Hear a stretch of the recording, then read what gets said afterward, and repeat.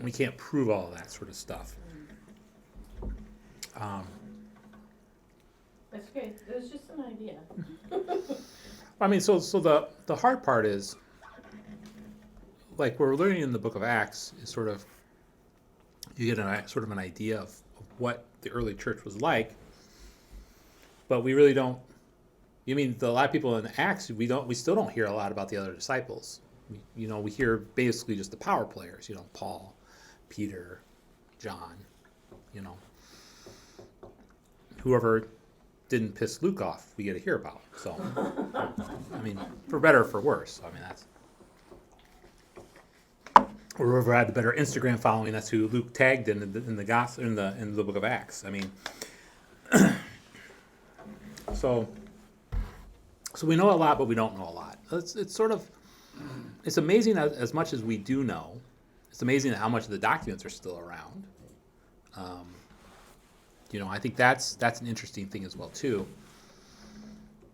Like I said, that's one thing about the Bible, especially the New Testament documents as well, is you have you have a lot of sources. So back in the day, I think I've talked about this before in the past.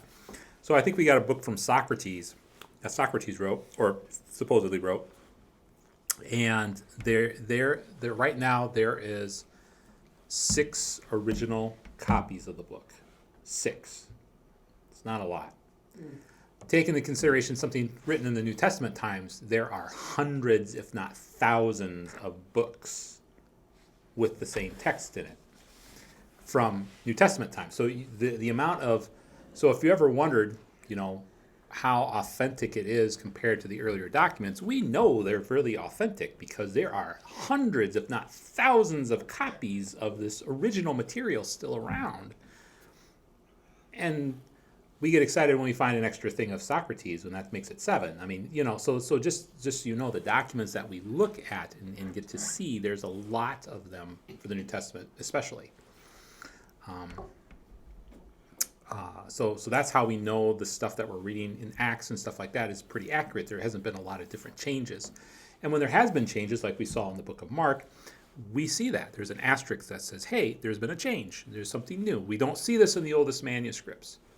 And so just to keep that in mind as well, too. So today we're going to be looking, so it's going to be Acts as well as Corinthians, which is why I pulled out the big book. So, who would like to read? Yep, Acts 18, 1 through 4.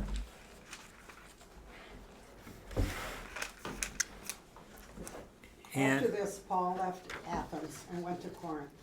There he met a Jew named Aquila, a native of Pontus, who had recently come from Italy with his wife Priscilla. My sister-in-law was named Priscilla. We called her Tot because Kim couldn't say it.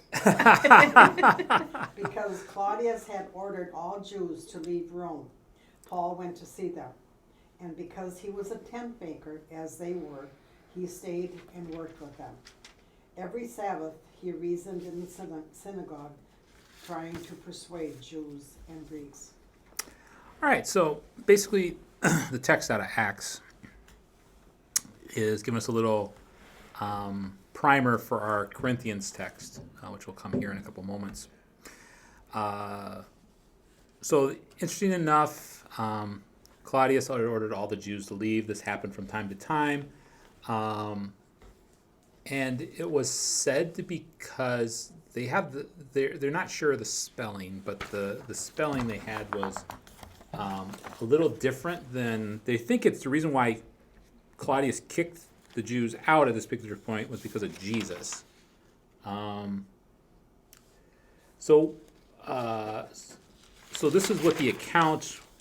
So the tension within the empire would inspire occasional Roman persecution of the Jews. Here specifically with Claudius' expulsion of the Jews from Rome in 49 CE on account of disturbances caused by the Christus Jews, spelled Chrestus. Scholars speculate that Christus may have been a simple misspelling of Christ, that the Jews were expelled from Rome on account of the Christ Jews. While many Jews returned to Rome after the expulsion, others like Priscilla and Aquila also greeted as leaders of the early church in Paul's letters in Romans, sought new lives beyond the city of Rome. So you have the early, I will say they misspelled it because I don't think that any of the other Jewish sect said, hey, we're the Christus people.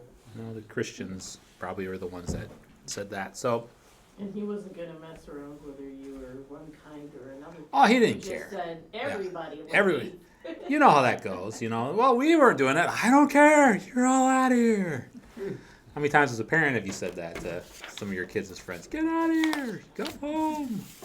We didn't do anything. I don't care. Go. More like that. It's probably what he said. Just get out of here. And it lasted for a couple months maybe, and then everybody's like, okay, are you done? Are you good? All right, we'll go back. So yeah, so that's sort of the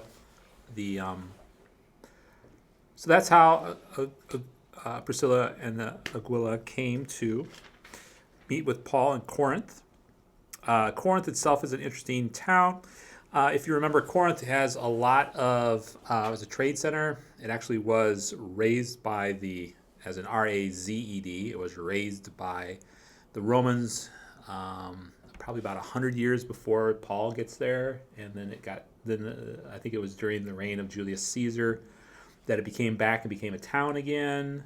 And so that's so it has sort of new life. It's also the epicenter of every sexual practice you never wanted to know about. It seems like, at least that's what sort of the commentaries were talking about, was that it was known for its sexual immorality. And so this is the folks that Paul is going to be talking to. And we'll talk about here in just a moment sort of what is happening in the church right now of Corinth right now. So was Paul, who was Saul, so he was the tent maker? Yep, he was a tent maker. And that means making tents or not? Yeah. Okay, well, I mean, isn't there an organization now that young people join, and they're called, Pastor Melby's son was a tent maker. Yep. So basically, back then your rabbis and stuff would have to work. You'd have to have a side job, Oh, okay. and then be a rabbi. So Jesus was an exception, in some sense, because he didn't have. Well, we don't know if Jesus had a side job. Maybe he was an Uber driver. I don't know. I don't know. Yeah. So, but yeah. So the tent makers basically is just what profession that Paul picked out to do, and I think so. I think that was a nickname that was sort of picked up over time by the church and stuff like Okay. that as tent makers. And they're kind of teachers of,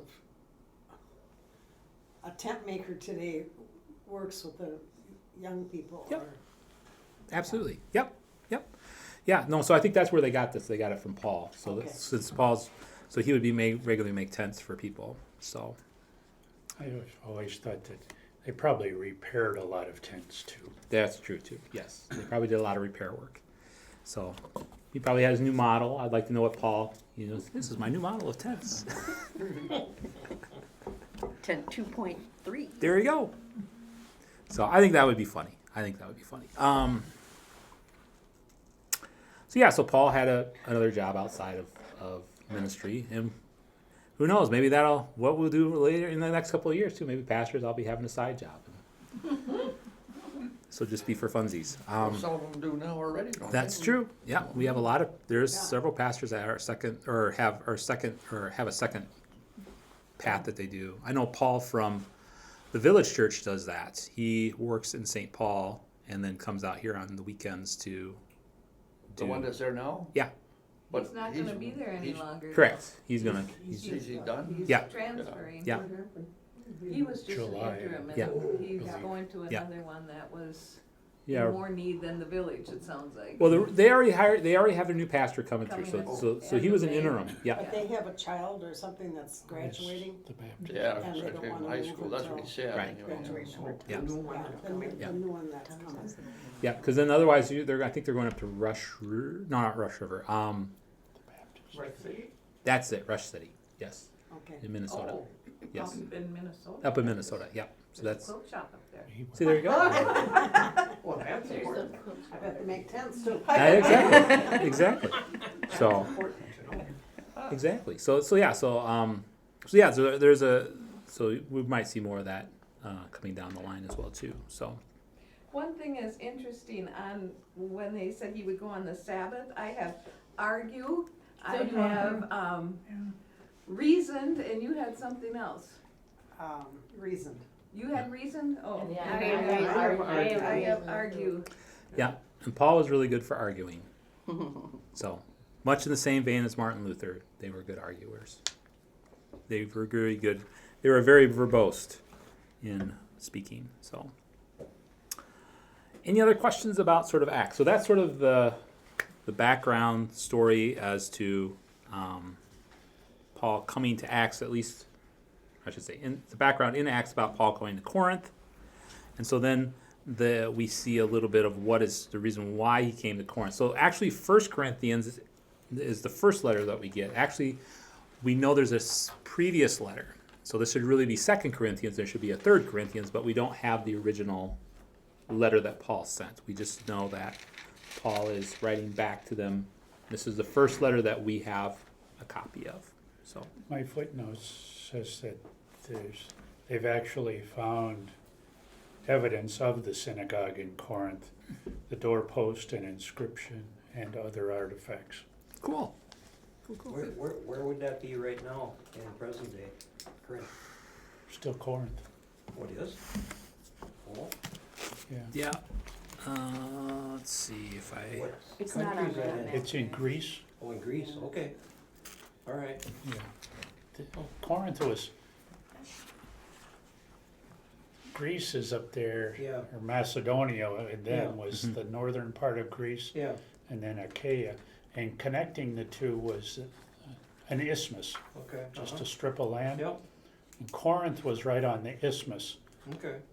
and during much of the year, they could still do ship traffic. Mm-hmm. They didn't have to go all the way around Mhm. Achaia.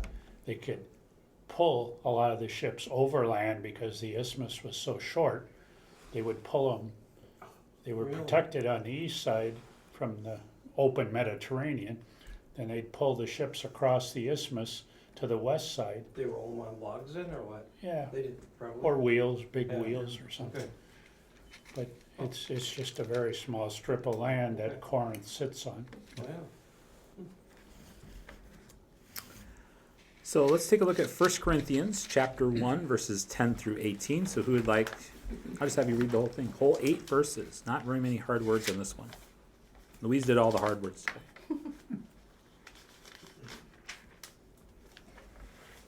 Now I exhort you, brethren, by the name of our Lord Jesus Christ, that you all agree, and that there be no divisions among you, but that you be made complete in the same mind and in the same judgment. For I have been informed concerning you, my brethren, by Chloe's people, that there are quarrels among you. Now I mean this, that each one of you is saying, I am of Paul, or I of Apollos, and I of Cephas, and I of Christ. Has Christ been divided? Paul was not crucified for you, was he? Or were you baptized in the name of Paul? I thank God that I baptized none of you except Crispus and Gaius, so that no one would say you were baptized in my name. Now I did baptize also the household of Stephanas. Beyond that, I do not know whether I baptized any other. For Christ did not send me to baptize, but to preach the gospel, not in cleverness of speech, so that the cross of Christ would not be made void.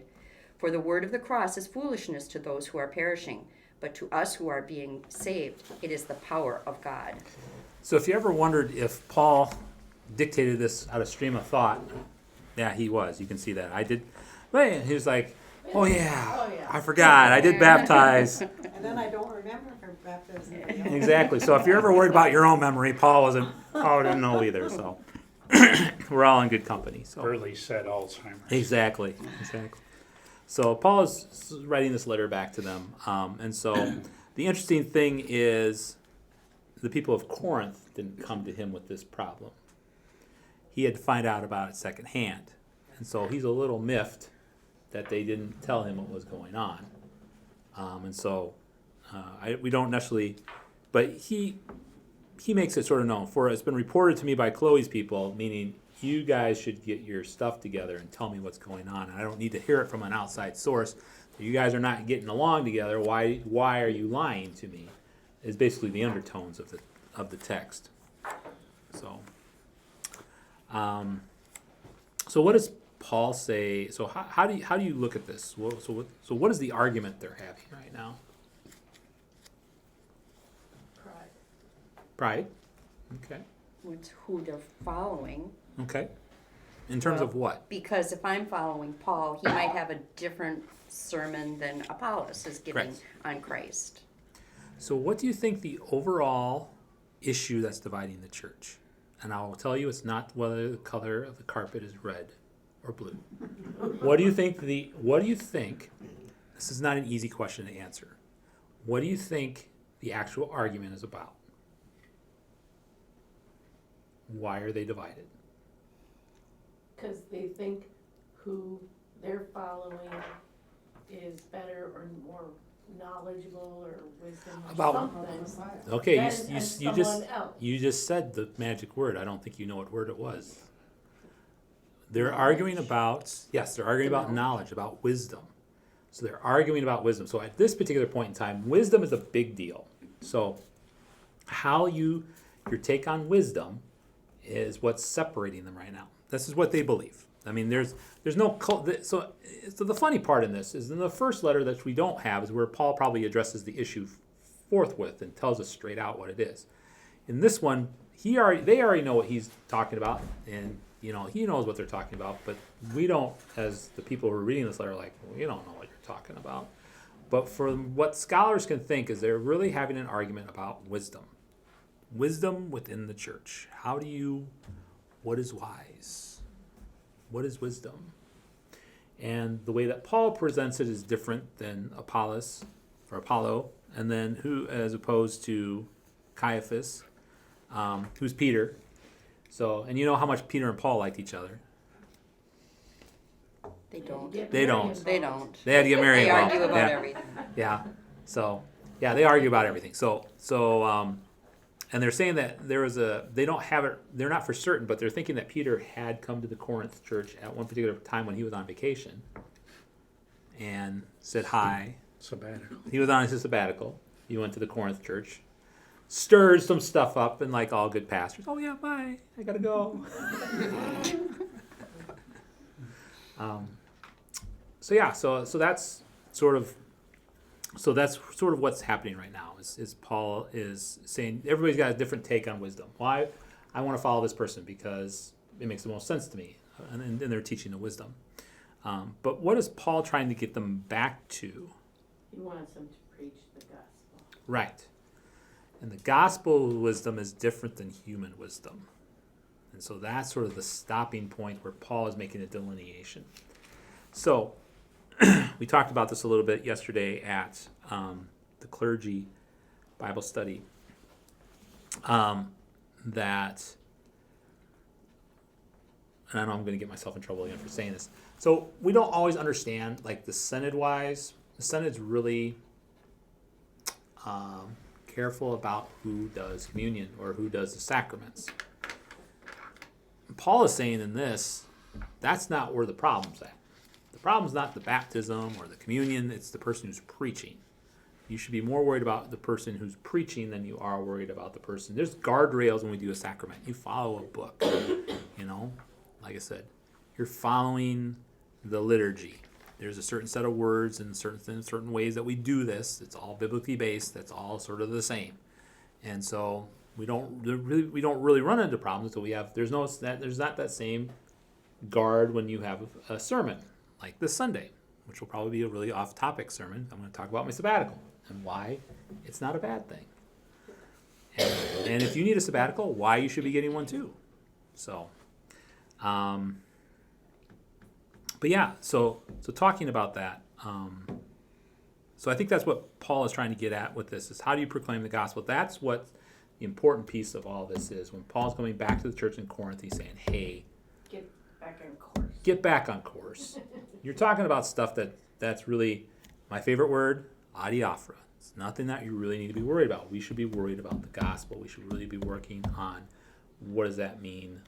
What does living Christ's life look like? What does it look like following in the steps of the cross? that type of stuff. That's what Paul is really trying to get them to look and see and to do. But as all good human beings, what do we tend to do? Stray. Or the other thing that Lutherans like to do, what do we Lutherans like to do? Argue. And start a new church. I'll start a new church. So, in this particular sense, the commentary was saying that they don't think there are actual divisions like different denominations going on here. But in some sense, you could make that comparison. But in this particular sense, they don't think people were saying, well, I'm a Pauline Christian or I'm a Jesus Christian. But they had their own little cliques. Right. Much like a church, we have our own little cliques. So, I was thinking high school. well, high school, any sort of thing would be. So, so what else about this text do you find interesting? Or have questions on? Well, I think people do like they might go to a church just because they really do like the message that they get from the pastor through his sermon versus having been at another church, they're not quite connecting with the pastor. So that's not always a bad thing. It's Correct. wherever they get what feeds them spiritually is the better home for them. Right. Paul would argue with you for that. If they're all preaching the gospel of Christ. Correct. Yeah. Paul would argue for that. Paul would say, you're at this particular church. How are you proclaiming the gospel through your words and deeds? And Paul would probably argue that the other pastor isn't really proclaiming the gospel if you're not getting anything out of it. So, Paul was not, how should I say it? He really let you know what he thought. He was blunt. He was very blunt, to his detriment. That's why a lot of people didn't like Paul. That's why Paul got run out of town a lot, because he would tell you how he saw it. And if you didn't like it, he'd still tell you how he saw it, and he'd tell you twice to make sure you understood it. What's wrong with that? God picked him Exactly. for a reason, and it's Exactly. because he stood up to everybody. Yeah, he did not take anything from anybody. So the argue was the best word. Yes, argue would be the best word. He didn't try to convince them. He's like, this is what we're doing. If you don't believe me, you're a moron. I think he was a little nicer than that, but I mean, that was sort Try of the that from implication. the pulpit on Yeah. Sunday. If you don't believe me, you're a moron. See how that goes over. We'll see how that goes over. Oh. Sounds a lot like Donald Trump. But I think what I think Paul was really trying to do, though, was trying to reason with Paul, with the people. I mean, but he didn't mince his words. He was very much, this is who Christ is. This is why we believe this is. And here's the logic behind it. We walk you through the logic of going through this. And if you don't believe this logic, you obviously aren't a very logical person. Or wisdom doesn't really mean anything to you, because if you follow the wisdom, you follow the logic, how can you say no? So. He comments about, lest the cross of Christ be emptied of its power. Yes.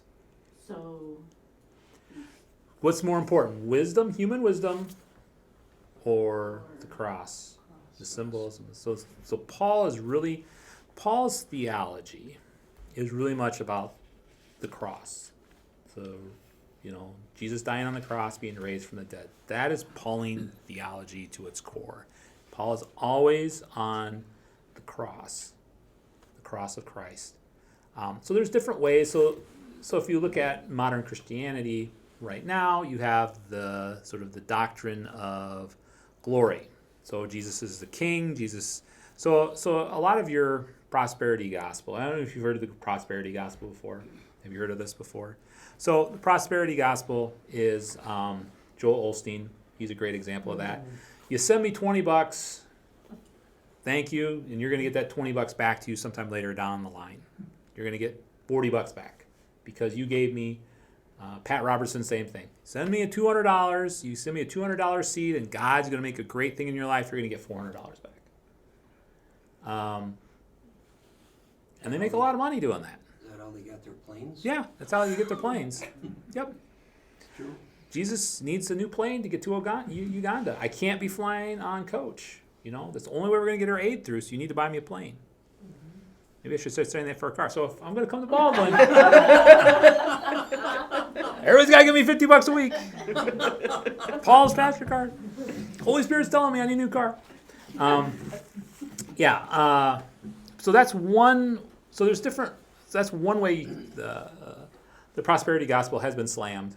A lot by more mainline denominations, your Catholics, your Lutherans, a lot of your other Protestant denominations will look at that and say that's not really what the message of the Bible is.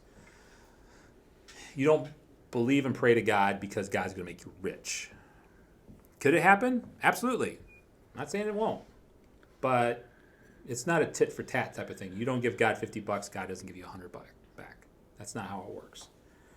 Because we follow something, the theology of the cross, which is more in line with what Paul preaches about, is sort of what we as mainline denominations, Catholics, Lutherans, Episcopalians, Presbyterians, that type of stuff, that's what we're sort of looking at, that we follow, and that the cross was, as Paul Tillich put it, a scar on history. History can never be the same because of the cross.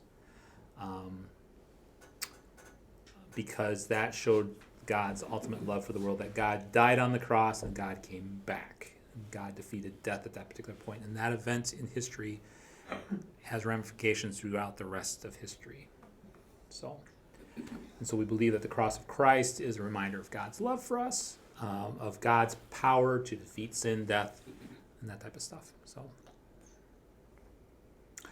that's another way to look at sort of your main Christian theology. So that's what Paul is sort of talking about the cross of Christ. Paul is very concerned about the cross of Christ and very much wants us to see the cross of Christ and the power that it has. So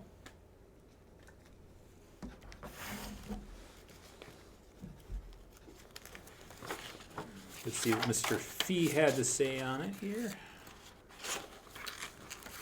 Let's see. Oh, it's a little further.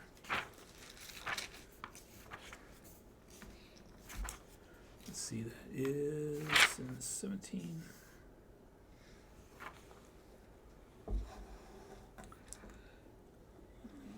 Christ emptied of its power.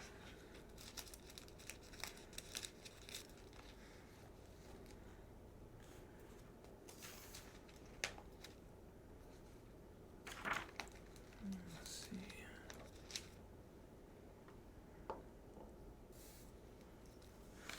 So Paul probably would not like denominations. He probably thinks that we've gone astray when it comes to that. We wouldn't be united. Correct. He was about Right. being united Yep. too. Is there anything more about Cleo's house? Were they an ally, or were they just tattletaling, or what? Yeah, let's see, that's in verse 11. Let me see if I can get to that one. Paul now proceeds to explain to them how he came to know about their divisions. He was informed, quote, by some of Chloe's household. Although one cannot be sure, it's unlikely that these informants were themselves members of the Corinth community.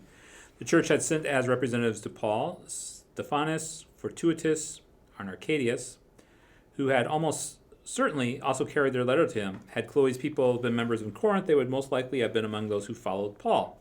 Yet Paul is not pleased by this slogan. Furthermore, Paul's informants are here being quoted as trustworthy witnesses. Had they been Paul's people, it would hardly have served his own interest for him to quote them as their authorities on one situation here. Most likely, therefore, Chloe was a wealthy Asian, whether a Christian or not cannot be known, whose business interests caused her agents to travel between Ephesus and Corinth. Some of them have become Christians and were members of the church in Ephesus. Having been to Corinth on business, they visited the church there, and on their return to Ephesus had given Paul an earful as to the real situation. So yeah, so just think. So I always have to look out there. Okay, I don't know those people. Where are they really from? Are they going to go back to their home church and tell on me? So yeah, so that gives you a little bit more context on who Chloe is and stuff like that. But I think it gets to the stronger point is, so how do we deal with denominations. How do we as Christians deal with denominations? Are they good or are they bad? What do you think? I go with the good. Kind of speaking to what I said before, you need to find a church home where you are comfortable, and then you'll go. Yep. That's very true. And the Holy Spirit works. No matter, as long as the gospel is being preached, the Holy Spirit's at work. So whether you're a Methodist or whether you're a Lutheran or a Presbyterian, find a church home that you want to go to and that you'll become active in. There you go. We were laughing Sunday, the Presbyterians all sit in one table.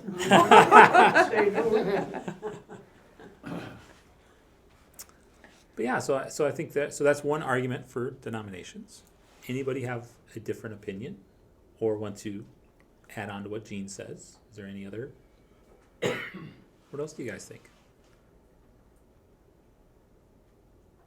I know I will always be Lutheran because that's where where all the sort of doctrinal, the way that I look at the Bible, that type of stuff is what it means to me. So like I said, if I ever went to a town where there wasn't a Lutheran church, I would still probably go to church, but I'd also take everything they say with a grain of salt and say, okay, well, this is where I agree with them, this is where I don't agree with them at.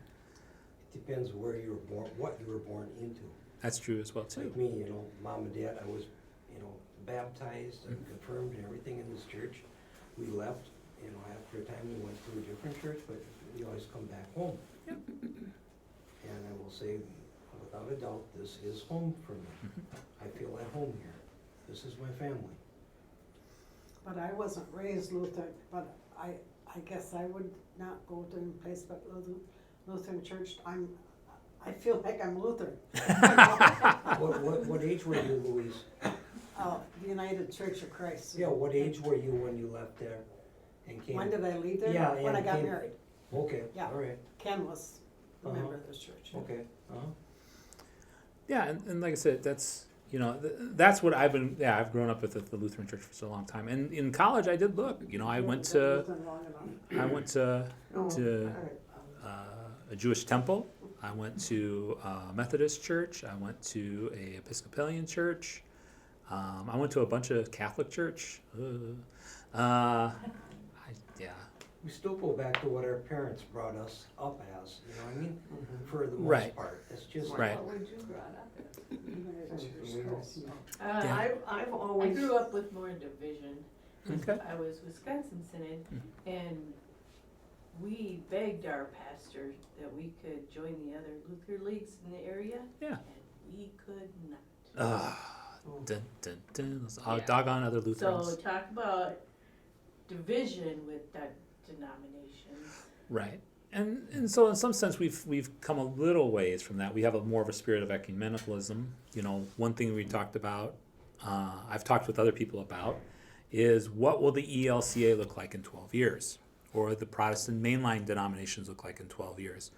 Will it be something sort of like what they do in Canada, where it's sort of like a confederation of different Methodists and Lutherans, and it's like the Church of Canada, but it's all these different denominations that are working together in sort of a patchwork. And we're sort of actually doing that right now, because I could be a pastor at an Episcopalian church, I could be a pastor at a Presbyterian church, I could be a pastor, and we could have a Presbyterian pastor come in here and do stuff, or a Episcopalian, or Disciples of Christ. I believe they are in communion with us as well too. So there's other denominations that could come into your Lutheran church and be welcomed as your pastor and stuff like that. So it's going to be interesting to see in 12 years what the church looks like. I've run into 2 or 3 times here in just the last few months. I got a lot of Mennonite neighbors, and they'll say, what are you? I'm Lutheran. What synod do you belong to? ELCA. You're very liberal. It's like, well, that may be so, but that doesn't mean that I am. Well, we talked about this at council as well too, as Yeah. because you're like, I'm Paul, you're like, I'm very conservative. I said, you got to look at what conservative and liberal are very dependent on who's saying those terms. In some sense, the ELCA is very liberal because we allow women priests or women pastors. You can't do that. You can't do that in the Wisconsin Synod, and you can't do that in the Missouri Synod. But then the Wisconsin people say, look at the Missouri Synod people and go, "You guys are very liberal. Your women wear pants." And all of a sudden, dun dun dun. And then you can look at the American Lutheran Church that looks at the Wisconsin Lutheran Church and says, "Hey, blah blah blah blah blah blah." And they're like, "You guys are very liberal." And the Wisconsin Church is like, "Really?" And they're like, "Yeah, you are, because you believe in da da da da." And they're like, you guys are way too. I mean, you can do conservative and liberal to the cows come home, and it depends on your frame of reference. Well, it all depends on the person, like me, it depends on my mindset. This is where it's home to me. I can worship God the way I want to. Right. The church doesn't tell me to do that. I do it the way I want to do it. So then Paul would probably yell at you for that. Well, so be it all. But that's the way I want to do it. Right. I I think don't. Paul is getting that there's less division and he wouldn't like denominations. Right. Then you would have the unity and you could maybe accomplish more things. You're correct. Yeah, right now, the way that the denominations are all spread out, even though we do have a spirit of ecumenicalism, we don't get a lot done. We're always arguing with each other. You just go online, social media, you have pastors saying, "Hey, what about this denomination or that denomination?" It's just like, is that helpful? Not really. And that's what Paul's sort of getting at. He says, you're not moving the gospel forward. You're criticizing each other for not really, you're not working what we want to do. You're so worried about these other different denominations that you're not centering your message on Jesus. Get back to Jesus. And that's what Paul's message always is. Get back to Jesus. Don't worry about all the other stuff. Worry about Jesus. You believe in Jesus, you love Jesus, you act like Jesus, and you do that in your daily life, everything else will come back to being. And the people in Corinth are like, "Are you crazy? That's not how it works. This is important to me right now. This is my set of wisdom that I want to talk about." And that's what Paul's getting back to him and saying, It's just human nature. it is. It's very much human nature. Billy Graham always preached that if you find the perfect church, go to that church. He Yeah. said once you join that church, it'll become an imperfect church the minute you join, because we are all imperfect. Right. And that is very true. Right. So it doesn't matter where you go, really. There's always going to be problems. Yeah. And I think that's the thing. There's no matter what church you go to, there's always problems. No church is a perfect church. And the only reason you think it's a perfect church is you haven't been there long enough. Yeah, but like we talked in council too, I think we brought up that we're all a big family. Yeah. And what do families do? Fight. Yeah. And squabble. And they get mad at each other for a few weeks, well then they make up, and it's just like a typical family. Right. Like your own family. Yeah. And it's always gonna be that way. I don't Yeah. care. Yeah, whenever you get more than one person in a room, you're gonna have two different opinions. Yeah. And so just remember if your spouse, what that was like. How many times did you always agree? Then there's the idea that denominationalism is Satan's handiwork to keep the church from being united. Yeah, I would not dispute that. No. I mean, if you look at, like I said, you look at how much energy goes into telling every other person, you're going to the wrong denomination. Okay, so what if that energy was used instead to preach the gospel? So you have all this side action which is what Paul is preaching against. Don't do that because it's not helpful. We're trying to get the message of Jesus Christ out, and you're worried what color the carpets are. Come on. Or you're worried about this is how you perceive baptism. Okay, so what? What's the important piece? Jesus. Why do you guys keep forgetting the Jesus piece? You're more worried about having, stained glass windows. You're more worried about the music that you play. You're more worried about, 9 to 10 other things that don't really matter. And you're not living Board it. on your head is compared to being dumped. Right, exactly. Exactly. Or is it moving water? Or is it still water? Do you have a big tub or you have a small tub? Is the water warm? Is the water cold? Did you get the water originally from Jerusalem or not? I mean, you can put anything you want in there, And that's what Paul is getting at. He's like, what are you doing? What are you guys doing? Are you believing in Jesus? Are you following him? Are you trying to live your life like that? If you're doing that, that's great. If you're not, it's all just stuff that doesn't matter.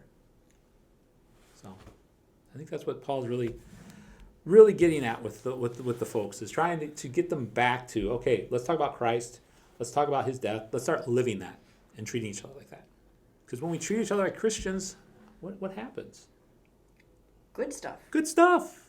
Yeah, we care about people. You know, we love one another.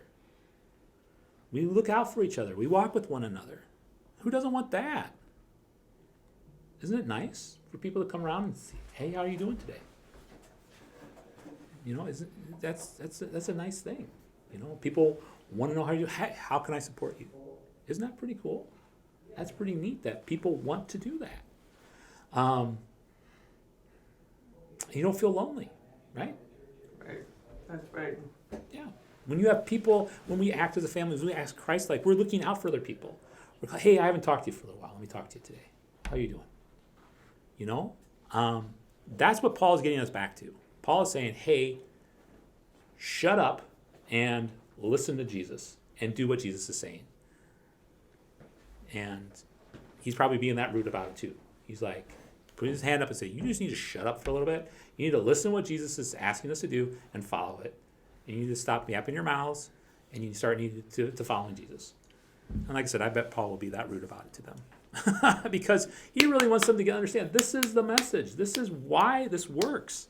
This is why Jesus came to the world. Not for you guys to figure out if you want red or blue carpet or have communion once a year or twice a year or once a month or once every other day or 3 times a day. That's not the deal. The deal is Jesus. Jesus wants you to love other people, love the Lord your God with all your heart, mind, and soul. You follow that thing every single day. You're not going to go wrong. Just follow it, follow it, follow it, follow it, follow it. Can I hear an amen? There we go. Amen. So that's basically Paul. So any other questions about? What did I just tell you about a week ago here? Something that really stuck with me. I don't remember, it was a couple of months ago. You were saying something to do as Jesus does. Yeah. You know? And for some reason, I said to you, you cast some seeds, and one's landed and sprouted. Mm-hmm. You know? And that's exactly right. Yeah. So the big takeaway from today, and Paul, is basically love the Lord your God with all your heart, mind, and soul. Love your neighbor as yourself. You live that every day. Don't worry about the details. The details will come out in the wash. You'll want to worry, and you're going to want to worry about the details. You're going to want to make sure that church is done the way that you want it done. You're going to want to have church done a particular way. And Paul's like, don't worry about that. Enjoy being with each other. Enjoy supporting one another. Enjoy being brothers and sisters in Christ. That's what you should be worried about.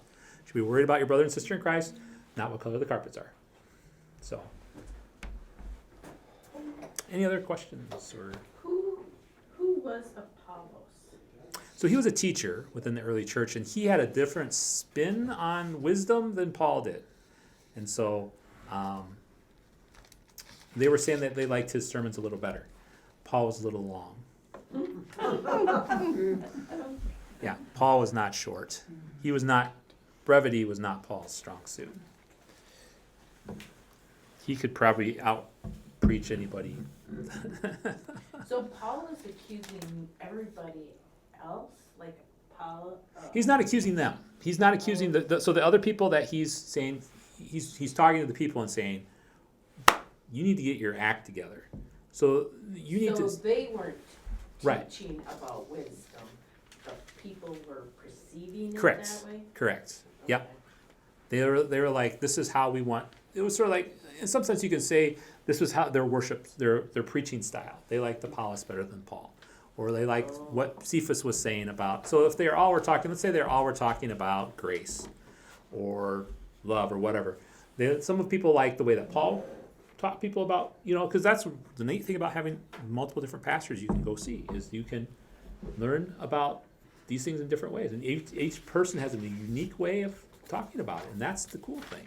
And that's what Paul's saying. They have all cool ways to reach this out, but there's not really a difference here. Yeah, you might listen to Apollos. He might sound a little better than me, but at the end, the main message is the same. Yeah, the main message is the same. Whether you like it or not. It's the main message is the same. You might like seeing well, good. Well, make sure you show up for Apollos. Where did he come from and how did he join in? Do we know any of that? He was a earlier follower. Let me see if I can find. Acts 18:24. Okay, Acts 18:24. You're talking about Apollos? Yeah. Yeah. Now, a Jew named Apollos, a native of Alexandria, which is in Egypt, came to Ephesus. He was an eloquent man, competent in the scriptures. He had been instructed in the way of the Lord, and being fervent in spirit, he spoke and taught accurately the things concerning Jesus, though he knew only the baptism of John. So that was the stickling point, was his idea on baptism, Right. evidently, or at least one. Right. So then, yeah. So the hard part is, like I said, when you have us preaching.